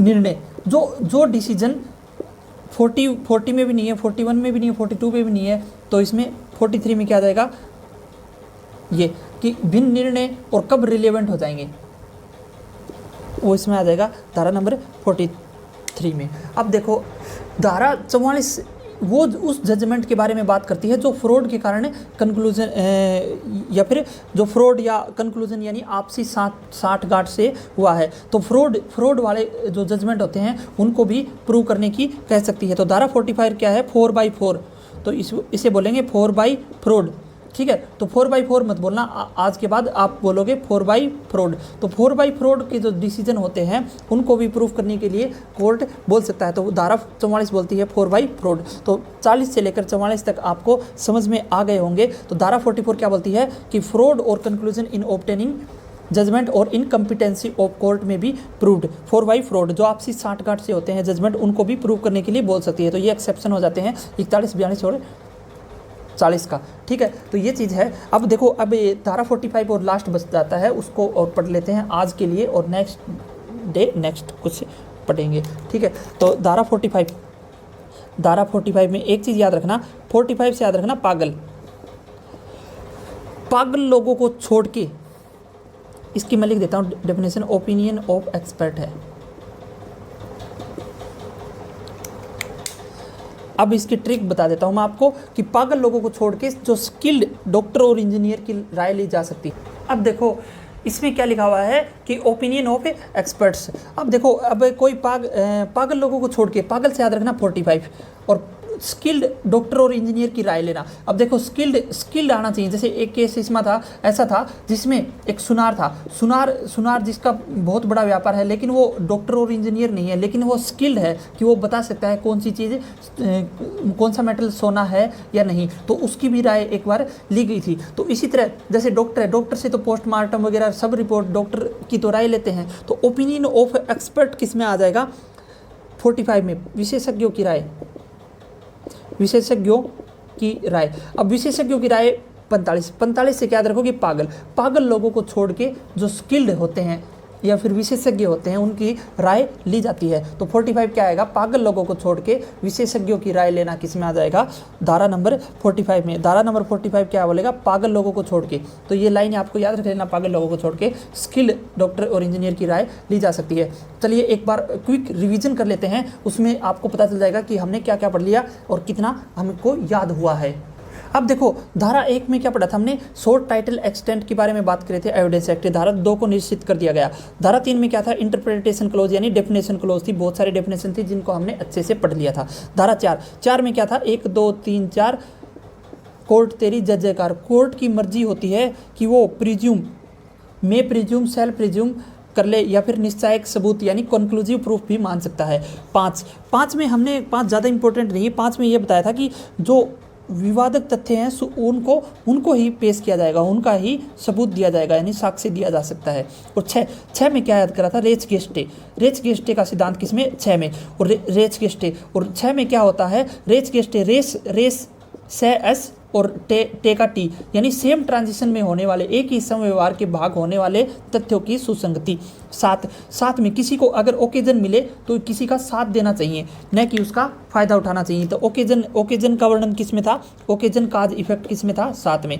अब 8 से याद रखना, 8 और 8 से क्या याद रखा था, आज से यानी मोटिव किसी का मोटिव प्रिपरेशन प्रीवियस और सब्सिक्वेंट कंडक्ट किस में आएगा 8 में। नो से क्या याद रखा था ना इंट्रोड्यूस, ठीक है, नो से क्या याद रखा था ना इंट्रोड्यूस, वो फैक्ट जो किसी नेसेसरी फैक्ट को नेसेसरी होते हैं रिलेवेंट फैक्ट को इंट्रोड्यूस करने के लिए, ठीक है नो।